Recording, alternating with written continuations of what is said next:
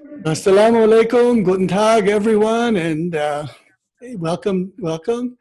And make sure that we have microphones muted, and inshallah we can get started.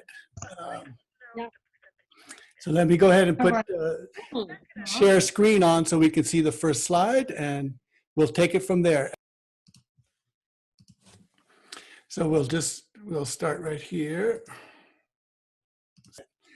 So we've looked at the imagery of the mirror and the shadow play a lot, and we'll continue with that right now in this first slide.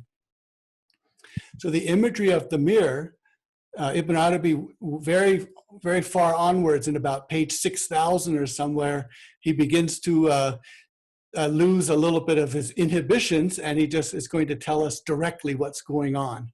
So he says, Haqq looks at the mirror. The mirror is mineral, horse, angel, human. You are the image. And then he says, clearer than this, I cannot be. So that's this is the clear metaphor of the mirror. So mirrors are minerals, horses, angels, humans. They are letters. They are all kinds of beings. They're all kinds of entities. And these, we'll be looking at these ideas of minerals and plants, animals, humans, spirits, and onwards. So that's the imagery of the mirror. And what it tells us is that there is a radiating light that emanates from the divine. And it hits this reflecting or polished surface, this mirror or polished surface. And then when it hits the polished surface, every image is made on the other side. And so the image that's making the image is in the unseen, and the image that is made is in the seen. And the radiating light hits the mirror and has a physical effect on this mirror. This goes back to Ibn Arabi talking about kun fayakun, be and it is, and it becomes. And he says that this is the first word, and word is kalima, and kalima is the word kulma, which is the word wounding. So what happens is that the word wounds us. So when we get wounded by this powerful imperative be, and we become, we also carry with us a wound from that. Just the way the mirror and the polished surface gets hit by this light and has to bend and shiver with the absorption of this tremendous light. We've looked at the metaphor and the imagery of the shadow play. So this radiating light, this projection, this projector, radiates onto the puppet, which is behind the screen. And this puppet, which is behind the screen, gets the heat of this light. It actually warms up. It becomes warmer through the night as the shadow play is taking place. And then an image is cast onto a screen, onto a fabric. And so again, the light is coming from the unseen. It's hitting something which is also unseen, and it's arriving in the seen world as a shadow. And so the seen world is coming from the unseen world, or the unseen world is emanating into the seen world. And now with this slide, we're seeing Ibn Arabi talking about speaking, the metaphor of speaking as another way of describing what's going on in the world at all times. So the speaking is that from the unseen, a breath comes.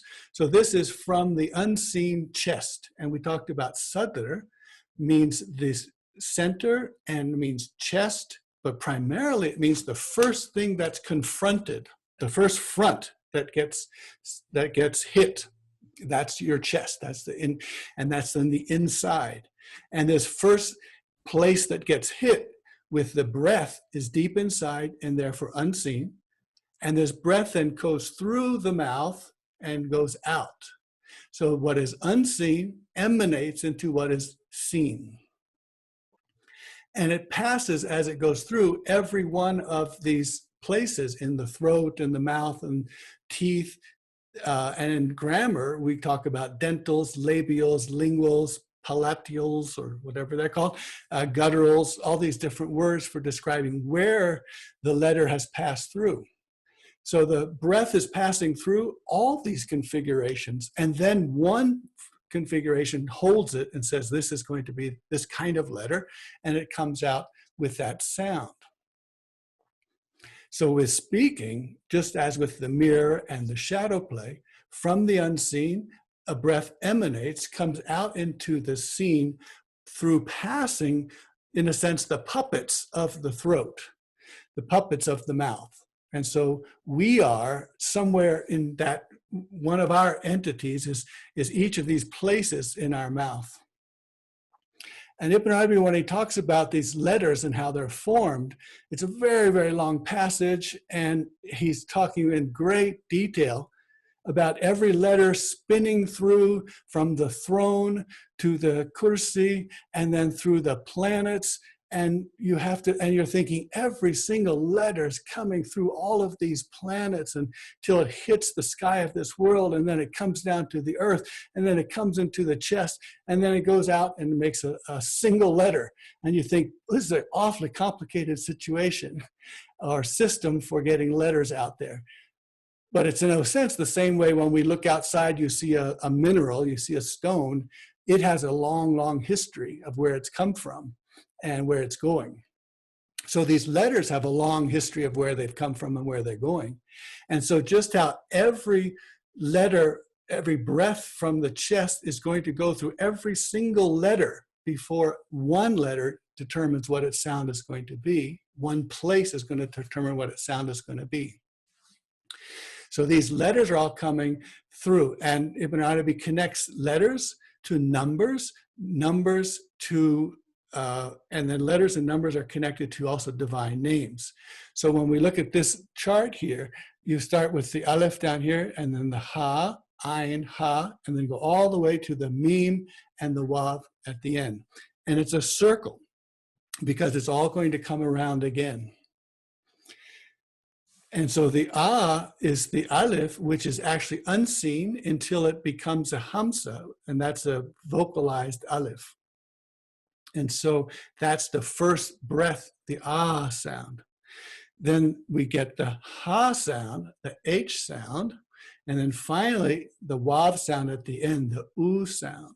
So we have an invisible aleph, then it goes to the h and then the u. So that's where the hu as a circle, because it goes around and around, because this whole process is a circular process, and circles are the first places that accept form.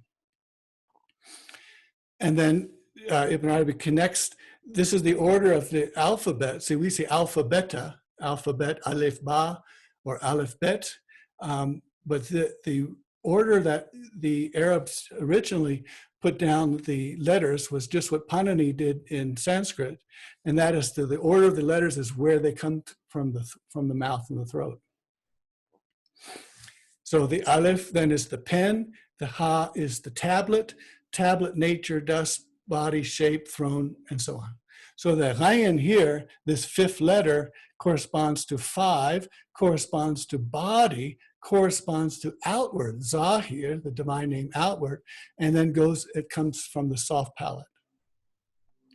So the divine names which are coming, which all sounds are coming through, are the initiator, the resurrecting, the inward, the last, the outward, the wise, the encompassing, in other words.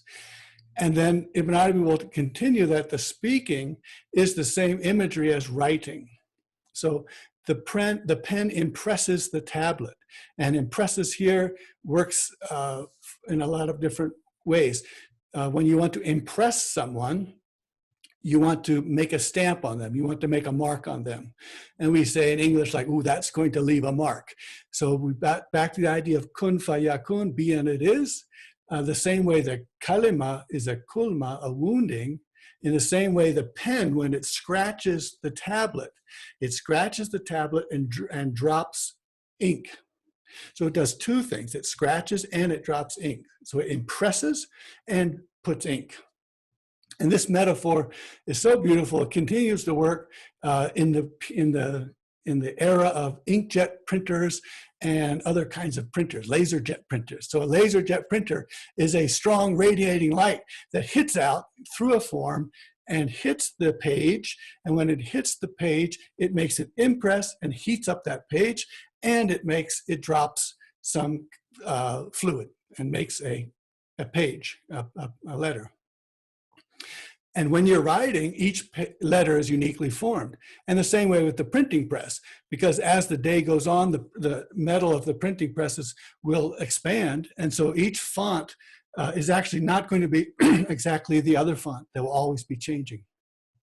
And just like the mirror, where the meaning is beyond the image, when I see the image in the mirror, that's me, it's not me, and it's not me. Its meaning is not sitting there behind the mirror. The meaning is where I am.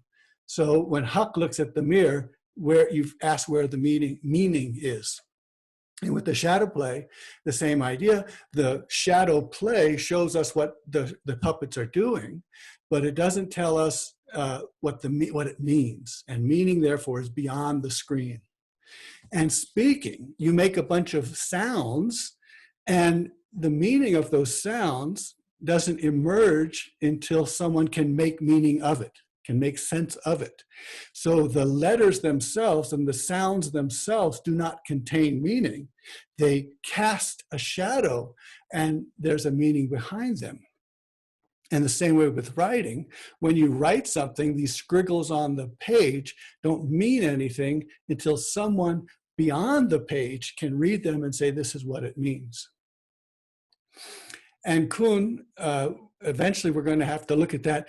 Kun is the way everything is generated. And you see the feather and the ink pot. So the feather is the kaf, the K, and the ink pot is the N, the nun, and the wav, the U, is inside right now, inside the womb in the ink pot. So the pen dips into the ink pot, comes out dripping ink. The ink the pen scratches the page and puts ink on the page. And then in human reproduction, the womb is the paper, and there are ridges, and the ink is scratched and dropped into the womb. And in agriculture, you have the furrows of the soil, and they are furrowed, and then there's a scratch that goes on there. The seed is placed inside, and things start happening. So now let's go to the next slide, and we'll be looking at Ibn Arabi. We'll talk about Iyaka na'budu wa iyaka nasta'in. You alone do we worship, and you alone do we seek for assistance. Now, if we look at slide 2 here, we started with the we. With the last slide, we ended on the we. So we're going to look at the question of why that is we in the Fatiha. And Ibn Arabi says, learn that you, the human being, are a universe in yourself, immense from the perspective of the meaning dimension, even if you are insignificant in bodily size. So the puppet is insignificant in bodily size, and the shadow that it casts is insignificant in bodily size, but its meaning is of immense volume or value or quantity. And this is why you say, you alone do we worship, with the nun of the first person plural. He made your limbs and faculties outward and inward to be sites of submission, as the ones in front of them rule over them. And they are the binding intellect, which is linked to the man in you, and the breathed in soul, which is linked into the woman in you, so the masculine and feminine in everyone, and the lower self. Each of them may lead the congregation at some time. So the woman can lead and the man can lead, and just watch out for the lower self leading. That becomes the problem.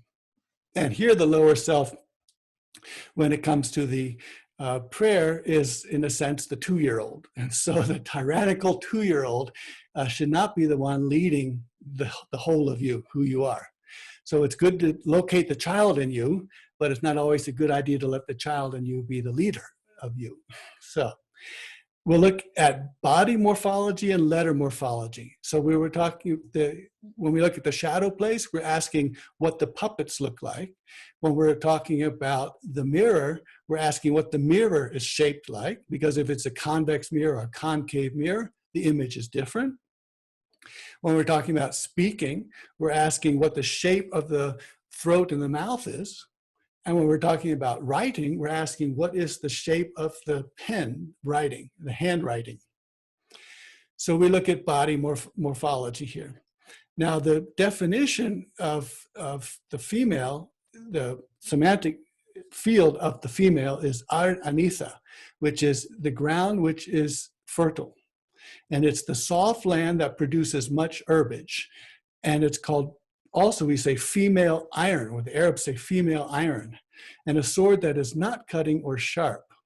On this other side of the pole, the polarity here, we have male, dhakara, and male is strong and vigorous. It's defined as stubborn and disdainful, sharp iron edge, and much talked about. Now this is, we're going to keep that in mind. The male is the much talked about one. And then between the poles, we have the khuntha, that people call it intersex or the third sex or different names. And the khuntha, linguistically, is limber, delicate, tender, having what is proper to both sexes. So this is a spectrum of sex from male to female.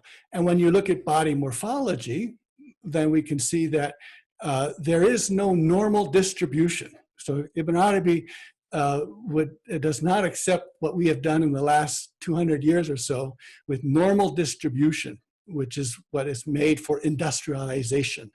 So there is no normal, there is no place that everyone should be and you're off the curve. See, a normal curve, a bell curve, what's interesting is that none of the dots, none of the data points are actually on the curve. And so it makes a unattainable, unreal curve. So this is what people ought to be. Men should be this way, women should be this way. Well, when we look at body morphology, Ibn Arabi loves to show us how that body morphology changes throughout your life. So most infants are kind of on the red side of this pole. There are not many, infants that come out and you say, oh, that's a woman or that's a man. It's a fertile field. It's a soft field. It's not a sharp cutting sword. And then when you get to youth and things start changing, and again, people are all over the place on these poles. And so how you're defined by how your body is not going to be the same as a fixed place checkbox that you make. And then the rising sap time. And the rising sap is Ibn Arabi's way of, he really looks at plants when he's talking about sex. And I couldn't really understand that until a mentor of mine in Malaysia, she's a botanist. And so she would have me look at flowers, and all of a sudden I began to see flowers. And I thought, oh my goodness, there's this erect pistil. And then there's this V-shaped curvy well. And you begin to look at that and you realize that this is the most, every time I look at flowers now, I say, oh my goodness, have they no shame? And that's this rising sap time, when the trees, the sap is rising in them and they're just, it's time for sex. And I've walked out to the forest and seen the plume, the pollen or the seed bloom, a plume, I guess they call it. And there's a puff, it's a puff. And it all just spreads all over the place. And you say, oh my God, don't do that next to me. And so Ibn Arabi says, if you could see the passion of the tree for another tree, then you will understand what I'm saying. And so he talks about the passion of the trees. And so it makes you think next time you pick up pine cones, what you're doing. So then the spectrum of sex and the spectrum of species. So all the letters are species and we're in species. And yet we're also combining of all things. So Ibn Arabi will tell us that there's minerals, plants, animals, human, and spirit. And then he'll say with great delight, and then there's the mushroom, which is neither a plant nor a mineral nor a plant. It falls in the middle, and moss. And the date palm has as many qualities of the animal as it has of the plant life. and then the ape, the animal, human, and then the human and spirit, the barāzikh, or the membrane between them, is Jesus, who is human and spirit. And so because Jesus would fast for 40 days and stay awake praying all 40 days, people said this looks like al-Hayyul Qayyum, the one who is living, the one who is self-sustaining. And Ibn Arabi says, so no wonder they thought that he was God. And so letters have morphology as well. So letters have infant, youth, rising sap, and old timing as well. So if you look at this one, we've got a verse from the Surah Al-Ikhlas, وَلَمْ يَكُنْ لَهُ كُفُوًا أَحَدٌ. Now the pronunciation, when lam yakun, that there's the let's go out the bottom here. Lam yakun, you see I put N with a arrow to the L, because the N is assimilating with the L. So the proximity of the L makes the N turn into an L. And when you look at the vocalized verses in Quran, when you see the L here, that lam, lahu, has the shadda, the tashdid over it, the W over it, which means it's a double letter. So the N has transmorphed into an L, and then the next word is starting out with two L's. Just the way we say, instead of saying min rabbihi, we say mir rabbihi. There's two R's in rabbihi. So the pronunciation is walam yakul lahu kufuwan ahad. And then I have between the two verses how the N very easily can shift and shape into the L. So we're slide 4. Okay, I think after this we might have an ilahi, but let's start with this. So we'll be looking, this is a chapter that Ibn Arabi started when he wrote it, I've read it how many times. And then once it suddenly came to me that what he's really doing in this chapter. And it's because it has a shifting of tone all the time. And I would think, he keeps talking about things with shifting of tones, and it got very confusing, and could never really feel that I understood what was happening here. And what was happening is that it turns out that he is initiating, and he's starting to heal us. He's starting to heal men and women. And that healing, for instance, he'll take the verse that we all know, the men have a degree over the women. And so he uses it one time, the men have the degree over the women, and he begins to talk about it, and it's like, oh, you men are so special, you're so great, you've got this degree over women, there's something really neat about you. And then he'll use it again, and he'll say, the men have a degree over the women, and he'll say, and that means that the women are in a different degree, and the degree that the women are, the mothers and women are, is a degree which is so much more valuable than the other degree. And you think, oh, now we just switched that one around. And so that men have a degree over the women mean that men's degree is not as valuable. And so you think, where did that come from? And what's he doing with that? And he's okay, he's doing some healing right now. And then he has a third one. He'll use the men have a degree over the women, and then he'll say, and to make up for this and to counter this, the woman has, the feminine forms have extra letters. And you think, well, okay, extra letters, to balance that the men have the degree over women might sound kind of silly at first, but then, of course, we just talked about how these letters are coming from the cosmos and how they're numbers as well. So so feminine having more letters means has more quantitative value. And because we know that all letters are casting meaning into another place, that means that the meaning is more immense on that side. So here he used the same verse for 3 different reasons, 3 different purposes. And this is part of the differentiated address that Ibn Arabi tells us to be focused on in the Quran, the differentiated address. And so we have that this one verse can be, he gives it for the men to heal them, gives it to the women to heal them, and then gives it again to confront that and give something completely different. And it's the same verse. And so this is why we want to be focused on differentiating the address. When the Quran is speaking to you, what is speaking to you, who is speaking to you, and what part of you is being spoken to. And this is why we turn to the heart of Quran, we turn to translations that Sheikha does, to see the fullness of these verses, that they are spoken to at many different levels. So let's start with the deep hurt of the masculine. So Ibn Arabi has this passage here, and I'll summarize it by: the deep hurt of the masculine is not being needed, and never a glance directed at us. So this part of the chapter, when he starts using us, and he wants us to hear this is us men. So we'll need to look at that. And part of that, the verse that we look at is, has there not come over man a moment of long time when he was not even a thing mentioned? A mathkur, not even a thing mentioned. And remember in the last slide, the definition of male is the one that's talked about. So this is a verse, in a sense, addressing, hasn't there been a time when you males have not even been talked about, not something to even talk about. So Ibn Arabi writes, Eve is a site for descendants and the emergence of the entities of children. And in the same way, we men are the sites of the emergence of actions. Therefore, the action, even if it belongs to God, does not emerge visibly except in our hands, and it is not affiliated to physicality except through our physicality.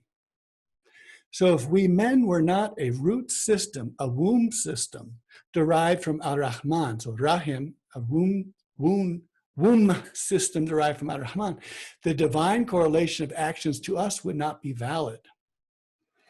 It is so correlated only when there is the fact of our being devoted slaves of his. So he's telling us, men, that if you are a devoted slave of ar-Rahman, then the actions will be correlated to you, and you will be someone who does. And this is a great desire to be active and to be acting. And it can only happen if we are devoted slaves of his. That is, that we have nothing on our side, only devoted slaveship to ar-Rahman. And the Mawla of the people is among them. Thus, our dependency on who is the dependency of the constituent part on the whole.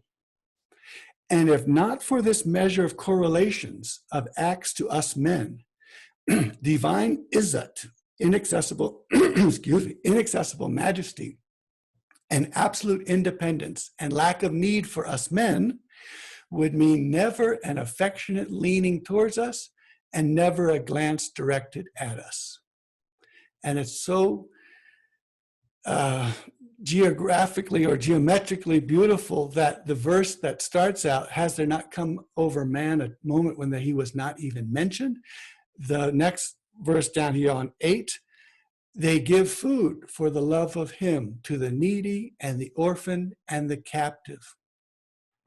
So if you men want to be recognized and mentioned and acting, then first you have to be a devoted slave of his.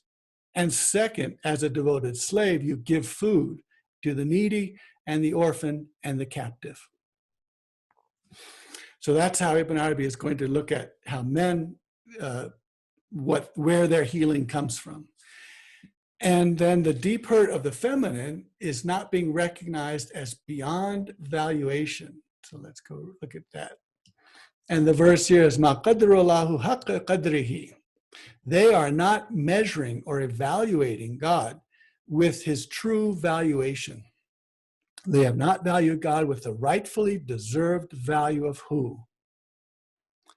So Ibn Arabi says, if there were in the high vantage point of the feminine only the application of the that to God and the application of the divine adjective, sifat, and both of them are feminine words, he says, as a mending restoration for the heart of the woman, which heart one among the men who has no knowledge of the matter broke, it would be enough. So this is the Arabic style where you don't say that last part, but we have to put it in there. It would be enough.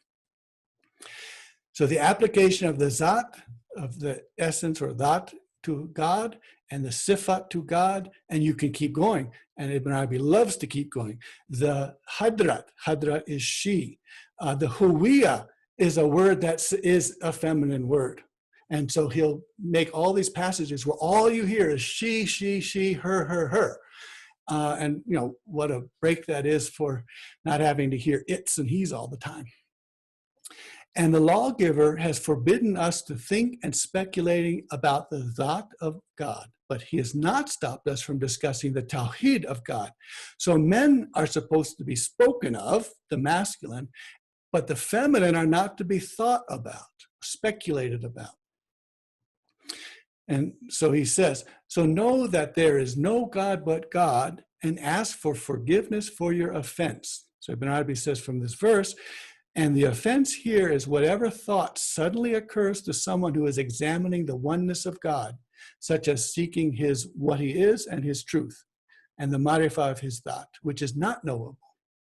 Thinking about her is prohibited because of the tremendous majesty of her value, and a lack of correspondence between her and what is presumed to be an indication to her. So no thought can make her imaged, and no intellect, and that's male intellect, can bind and define her.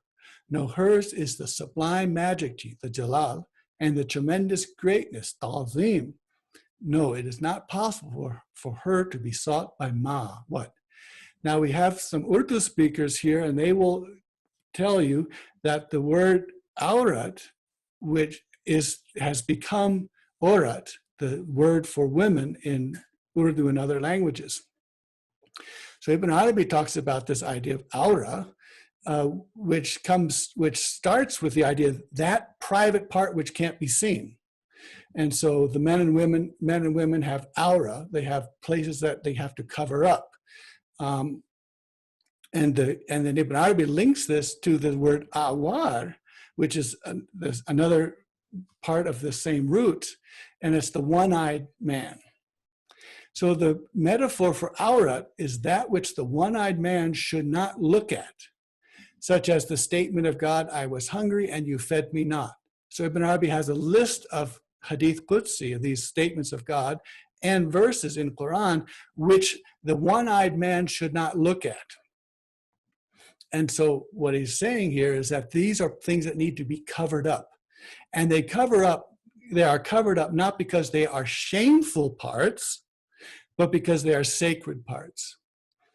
And so we cover up the Zat of Allah, not because it's shameful, but because it is sacred. So alhamdulillah. So we'll take a breath there, a pause.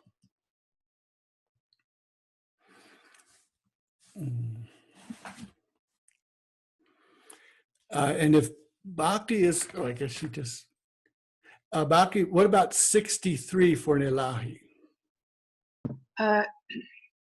Would you like it now? Yeah, let's do it now. Okay. So 63. So let's we can all be absorbing some of these healings, and while we listen to this Ilahi, inshallah. Thank you. Alhamdulillah. Night rain and darkness like silk over Kaaba doors to essence open, misty Sunday night, bring with secret timeless, lead for radiance, doors to mercy open, city Sunday. Gentle power, standing everywhere, heal, restore, resurrect, high light of power, soul and day. Thank you. Alhamdulillah. Thank you. That's so nice. And you have great harmony, of course.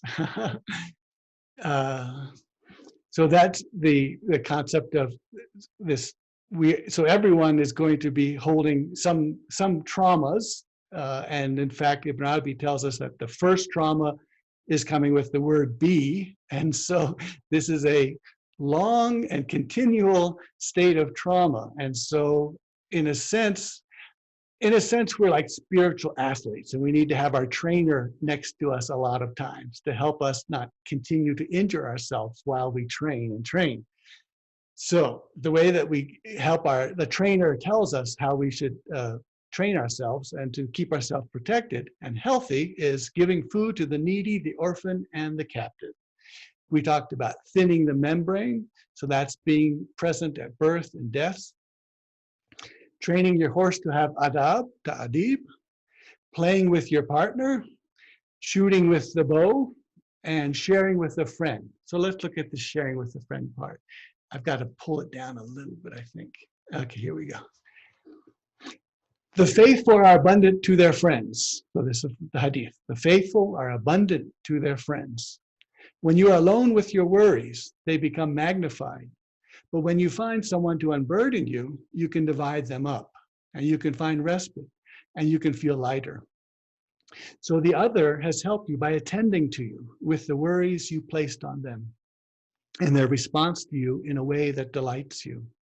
And they're sharing with you in evincing the expression of pain when it is experienced. This one is the true friend, the true supporter. It is just as was said in this famous Arabic proverb, my true friend is the one who divides up and shares with me my worries and launches against the enemy coming to assault me. And another said, again, another famous old Arabic poem, when the heavy burden is divided, desperately watching over creation becomes easier on the necks. So riqab means desperately watching over, and riqab also means necks. So desperately watching over creation becomes easier on the necks. And we say pain in the neck, right? Helps you with your pain in the neck.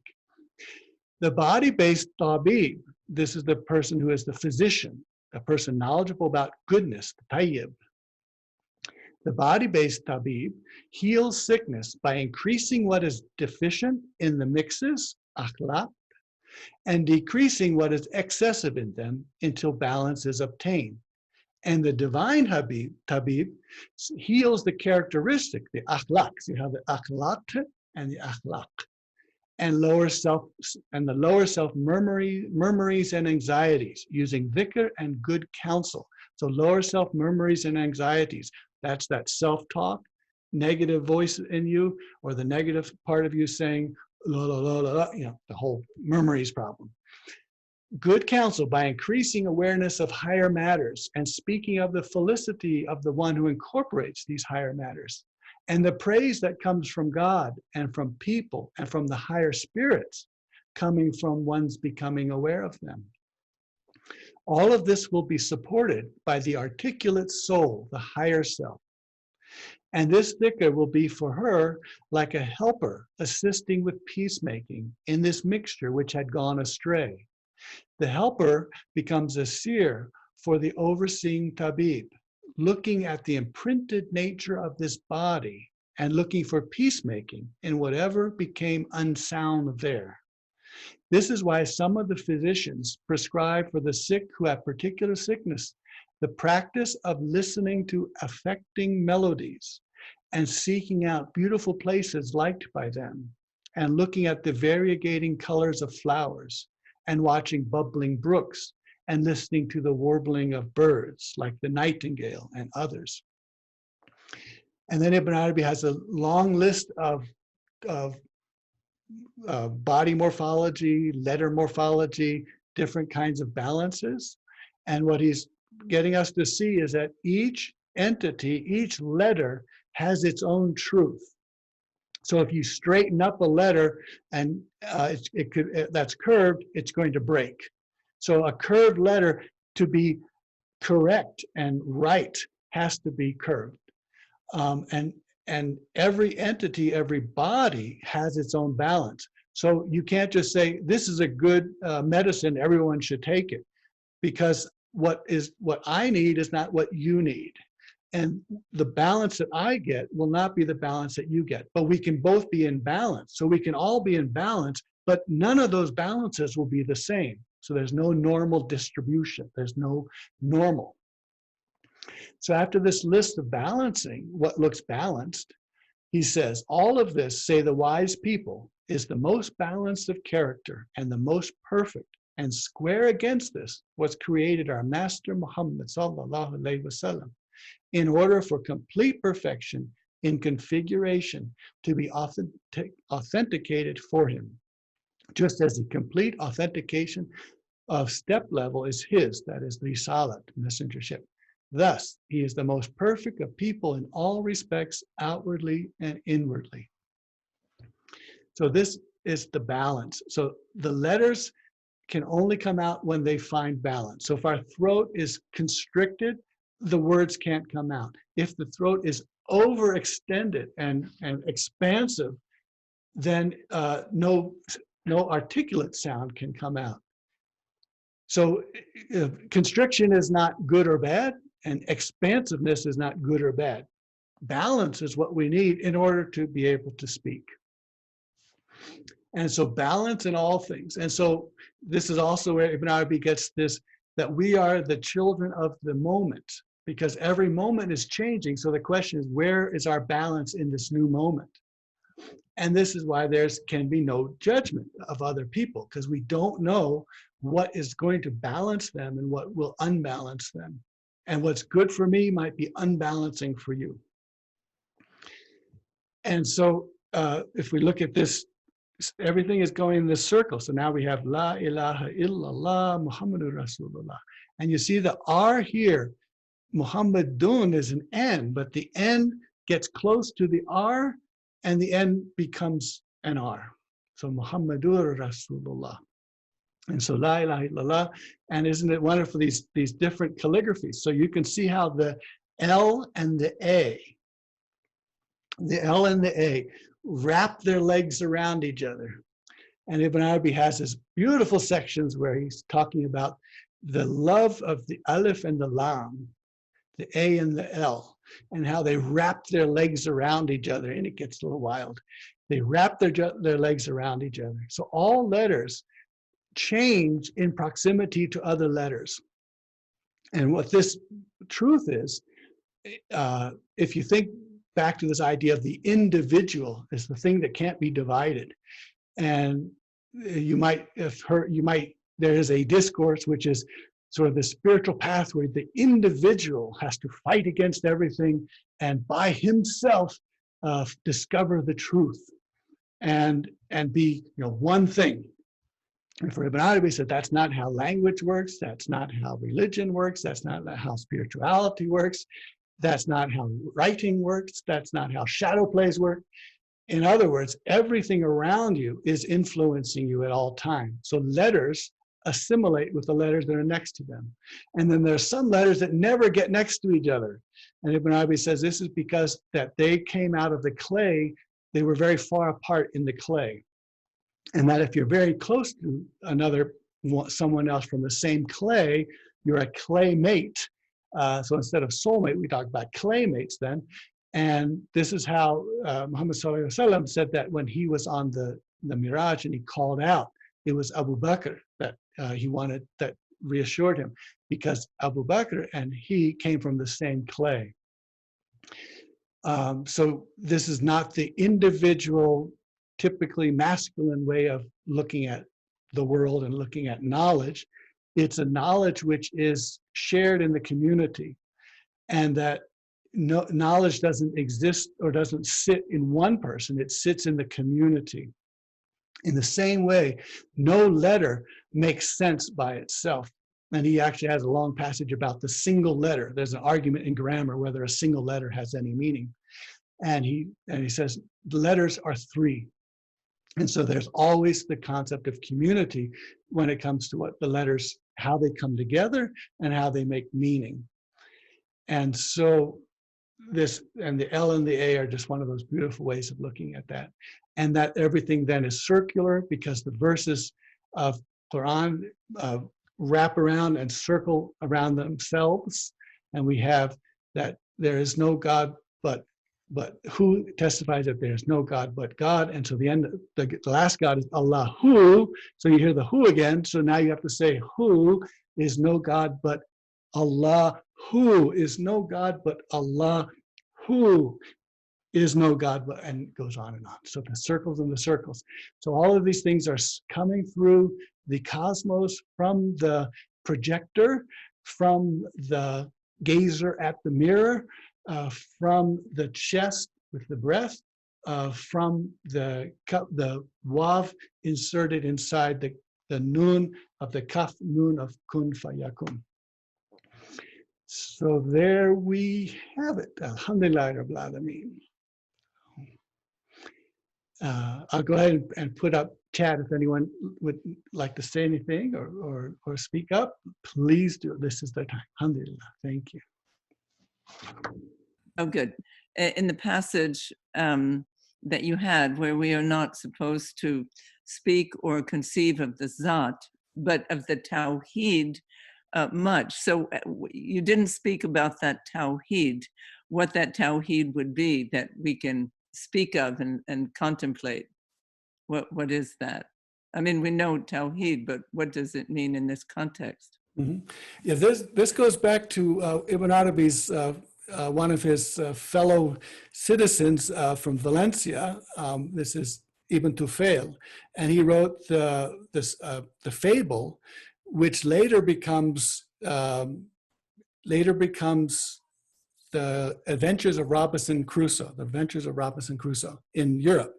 So this is 15th and 16th century in Europe, and it has its own life with Daniel Defoe in Europe.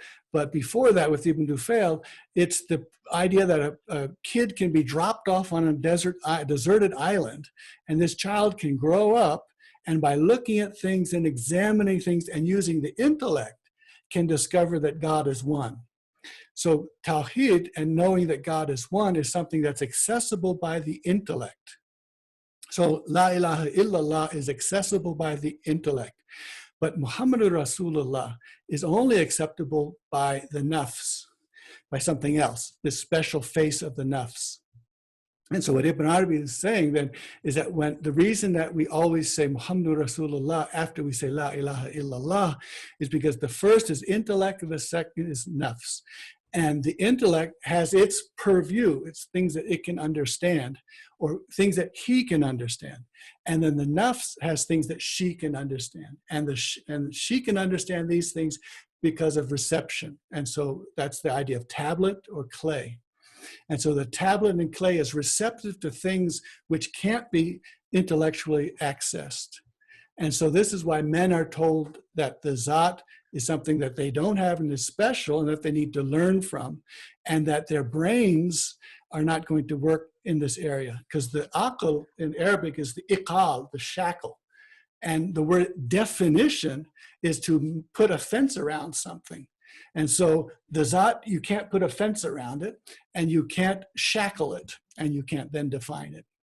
So in a sense, this is why Ibn Arabi always tells us that there are we need to have the aql and the nafs. You need to have the male of you and the female of you in order to understand the complete picture of La ilaha illallah Muhammad Rasulullah. Alhamdulillah. Thank you. Thank you. Thank you. Assalamu alaikum. Assalamu alaikum, please. So the deep hurt of the masculine part of humanity can be healed by giving, right? And the deep hurt of the feminine can be healed by knowing that the Zat is sacred, not shameful. I'm trying to understand. Am I on the right track? Yes, definitely. Because with Ibn Arabi, whatever happens here is what's happening over there as well. So what happens, so the divine, God has the same issues as we have, the same issues as we have. And so the issues that we have on this side, the feminine issues on this side is the idea of the Zat being sacred. And very quickly, what happens is that the intellect wants to confine and restrict the Zat, which in a sense means to go where what is taboo, and to go into what is taboo, and to look at what cannot be looked at. And so that's where then Allah from that side says they did not evaluate God with the true evaluation. And so this is a I don't know what kind of word you want to use, hurt or pain that the divine has, that they do not value Allah with his true valuation, with the valuation of who. Shuaib, I have a question that arises from your answer to Shaykha a minute ago. La ilaha illallah Muhammadur Rasulullah, and you said La ilaha illallah can be deduced intellectually, and I think that we can see because the philosophers, actually in philosophy, you can arrive at oneness. But why is Muhammadan Rasulullah the part that is, what is the secret there? Why is that the part that cannot be seen intellectually and can only be approached through the good side of the nafs? Well, that's because he's the complete human, and the complete human is completely male and completely female. So the completely male part of him is the devoted slave, so that you can act if you are a devoted slave. And the complete feminine of him is the receptivity, and so there's the receptivity to revelation. So the Zat and the breath coming out to speak and to have an effect, to impress someone, is to have a place where that truth can be inscribed or written or spoken, and the ears hear and all of that. And so the utter slaveness, that is the utter receptivity of Muhammad Sallallahu Alaihi Wasallam, makes him, gives him access, and then he tells us what he got, what he learned. He gives him access to what the intellect cannot approach. And these are all of the things the intellect cannot accept. So where is God? And the black slave, she pointed up there. And he accepted that as, and then who am I? And she said, you know, you're Rasulullah. And he said, she's a mu'minah. She's a faithful one. So you've got to free her because she's a faithful one. And so, and then God is in the sky and in the earth, and all these things that the intellect can't handle. And God laughs. And so one of the companions said, does God laugh? And the Prophet told the story of how the God laughs. And then the companion said, we will lack nothing to have a God that laughs. And so all of these hadith qudsis, especially, that how can I become the eye with which you see, and laughing and wavering and being joyful and being cheered, that God is more cheered by the person who comes through the mosque than the person who has lost the camel, and all the water and the food was on the camel and they can't find the camel. And when they see him, that's how happy they are. And he says, God is even more happy with your turning to him. So all of these things with the intellect can't understand, they can only be transmitted by a receptive vessel of Muhammad Sallallahu Alaihi Wasallam. And so this is why the receptive vessel then teaches us all these things that the brain can't get access to. So thanks, Omar. Thank you. Assalamu alaikum, Dr. Winkel. I sent you a couple of questions on your chat. Can you please have a look? And I think that one of the question that Saima is coming up with, the alif and the lam, why are they wrapped around so tightly, and and how do all this work? The tightening of the alif and the lam, and when they embrace, and so it gets very interesting, because when Ibn Arabi is talking about this embrace, he wants us to know that these poles are embracing, but the way to describe that, he has to talk only on one side of the pole, and that's the male. So he's going to talk about males, and so he has these wonderful images of how when so embraced and entwined together, And they become so embraced that you don't know whether the L comes first or the A. So la, the L comes first, but al, the A comes first. And because you can't tell the difference because they're so intertwined, there are two truths here. There's la ilaha illallah, and then there's al-ilah, la ilaha illallah. The al-ilah illa Allah. So the al and the la, which seem to be contradictory, are actually, you can start with either one and you come up with the same truth. And the significance of how, Simon also asked you about the verse about the men have a degree over the women. And I was saying that Ibn Arabi uses this 3 different ways that the word having a degree over women, if you, in one sense, one address, this tells the man something that can heal the man and say that there's something special about you, that you should be talked about, because men want to be talked about, and that's all right to be talked about, and that's something that you want to be talked about, and this verse can help you be someone talked about. And then he goes to the second way, is that the men have a degree over the women, and he says that the men are the fa'il and the women are the munfa'il. And so the fa'il, the one who acts, can only act on things that are like him. So the male can only act on things like him, whereas the female can receive not only from the male, but from something that's not specially like her. In other words, from God. So Adam, male, the actor, has no ability to receive from the divine. The feminine can receive from the divine and from people like her. And so this verse says that having a degree over the women means that it's a different degree. And if you look at it, the best that it can be said is that he acts on other people who are like him.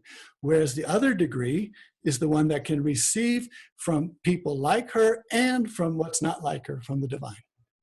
And then the third time he uses it, the men have a degree over women. He says that, and to make up for this degree, this degree, women have more letters than the men. And the feminine verbs and feminine nouns in Arabic have more letters than the masculine does.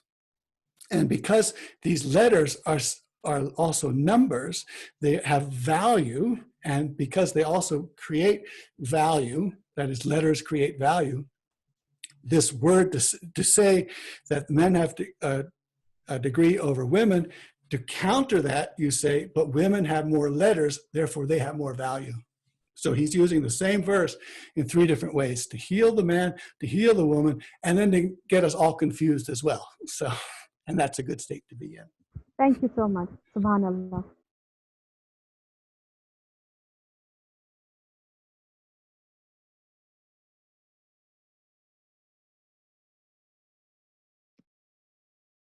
Good. Well, it's so good to have everyone here. Alhamdulillah. And so we've got our hour, and we'll be European punctual, I think. And some people will be having stuff. So, okay, alhamdulillah. Yeah. Anything else? I just wanted to ask you one question very quickly. This idea of slavehood, I think it's misinterpreted and misconceived. How would you describe it if you were going a step further rather than slavehood and slavery? Yeah, alhamdulillah. Yeah, it's of course a very loaded term, and it's excitingly loaded.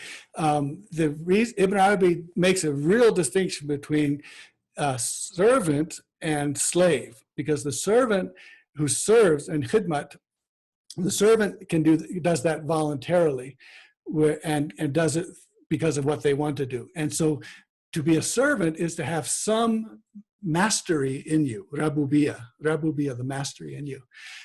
So Ibn Arabi says that ubudiyah is the highest, greatest state, and he says, I think there's no one who has reached the station of ubudiyah like I have. And if they have, then they are my equal, but no one has reached it more than I have, because I don't have any rabubiyah in me, any mastery in me. And so he looks at because when we do the prayer, there's the obligatory prayer, which you are a slave that you must do, obligated. And then there are the voluntary extra acts that you can do. And Ibn Arabi says, now the extra acts, what they do is they give you an approach to the divine. God begins to love you and begins to be the eye with which you see, the hand with which you hold, and so on. But he says, but look what happens with the obligatory ones.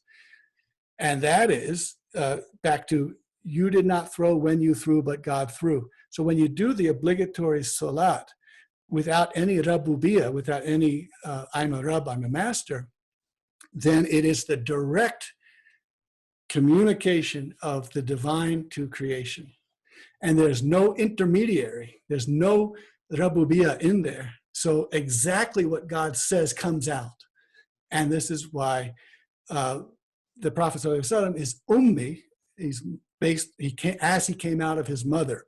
So when God speaks, what comes out of the mouth of Muhammad ﷺ is as it came out when he came out of his mother. No history, no experiences, no adulthood, no maturity, nothing.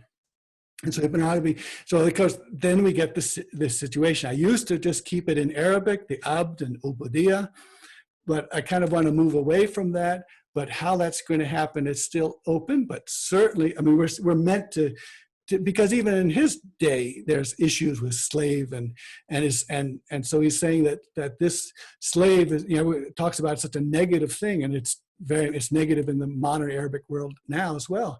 But Ibn Arabi says, this is the highest station, and no one is higher than me in the station of slavehood. So wonderful. Thank you very much. Thank you. Yeah.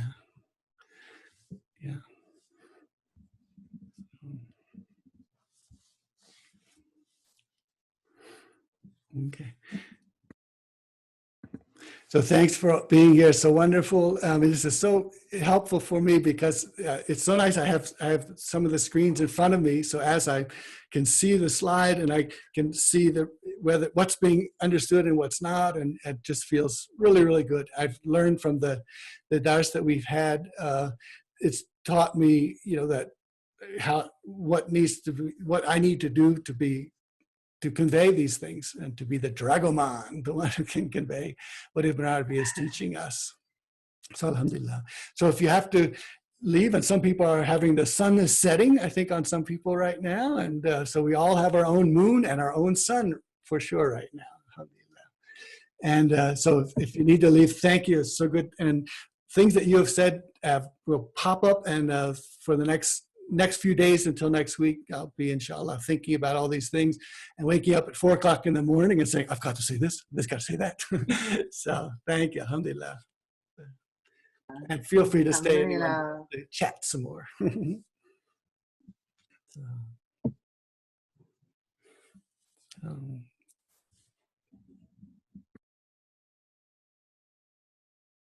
So I'll carry on. Please do. So the idea of because we as you said, it's such a loaded word, slavehood, and because of that, the actual meaning in action gets in the translation lost, so to speak. Yeah, and so it's where if we're looking at, say, something like the Vedantas, and they're talking about this station, if you will, where you are in complete submission, and so the whole idea of salam, being in that state of submission, and the Quranic ayahs which are related to all this, salamun qawlun min Rabbir Rahim, for example.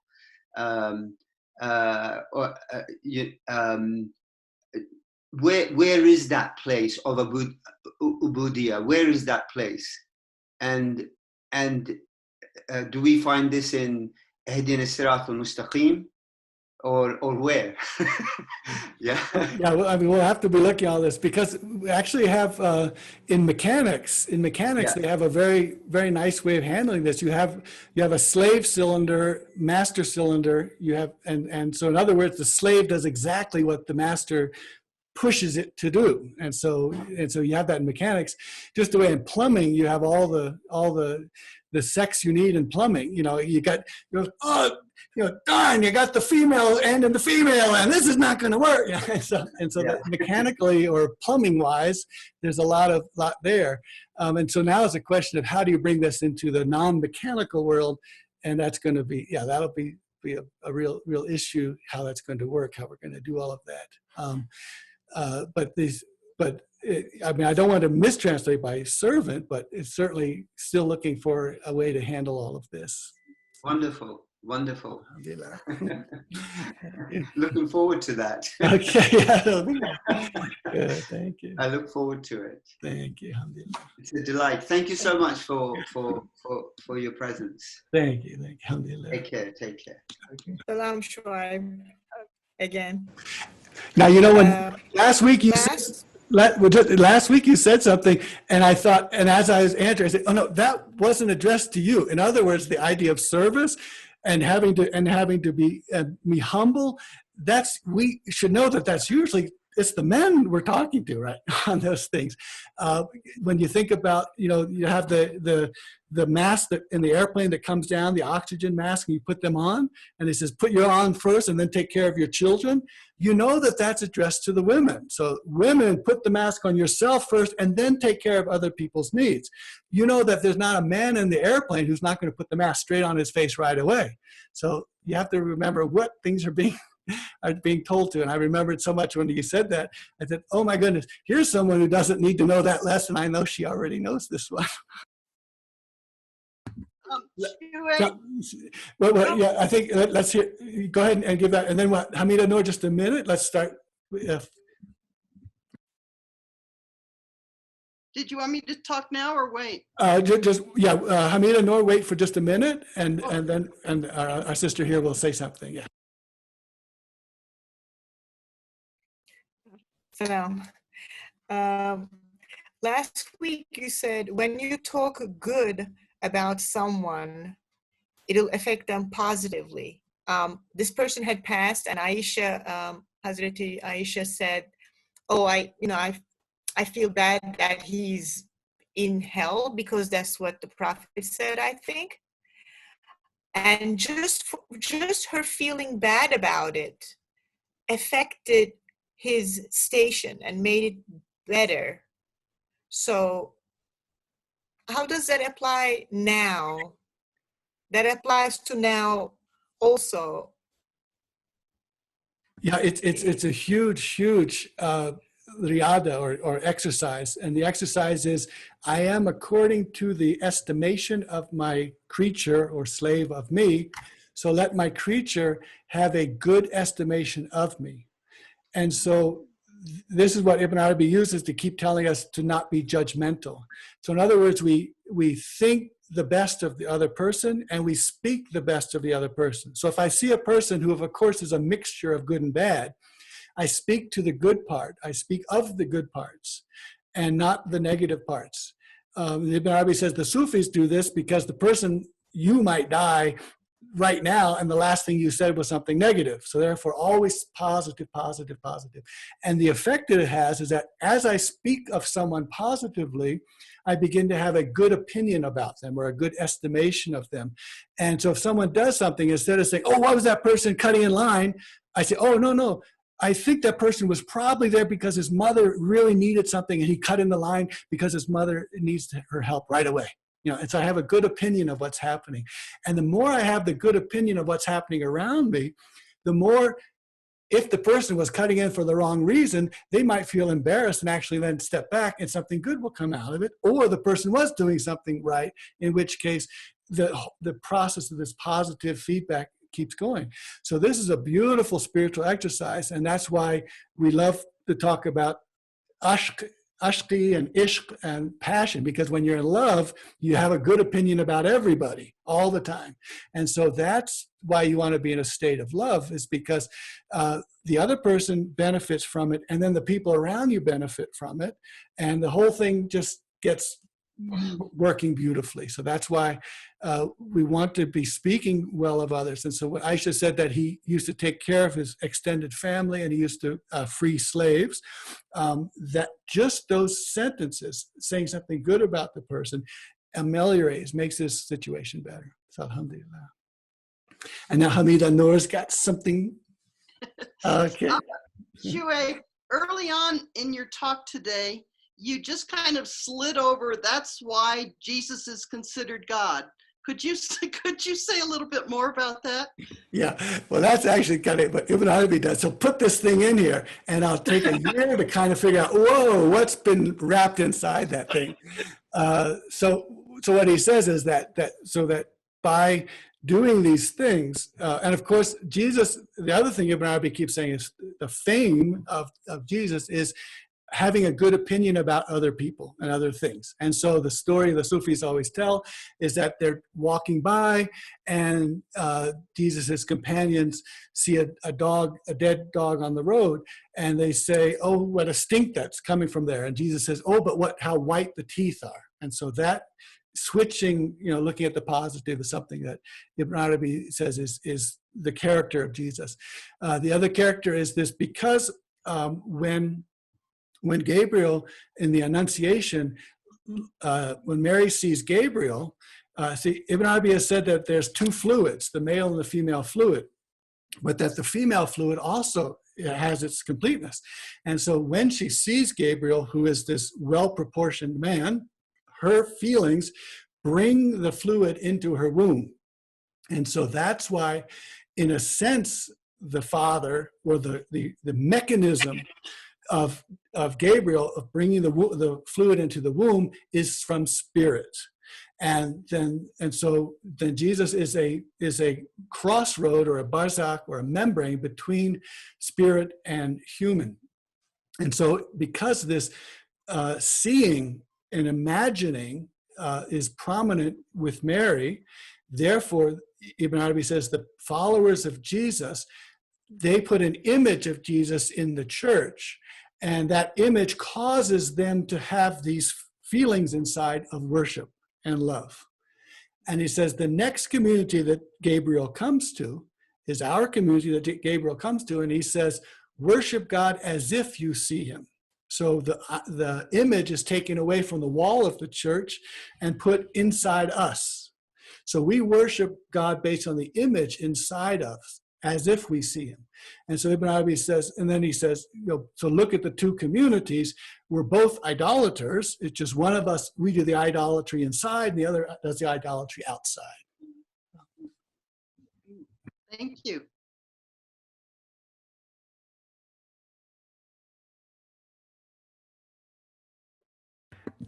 Okay, I think we'll can hit off. So thanks again so much for being here, and inshallah we'll see you next week. And any ideas, just go ahead and email. I'd love to hear them and read them. So thank you. Alhamdulillah.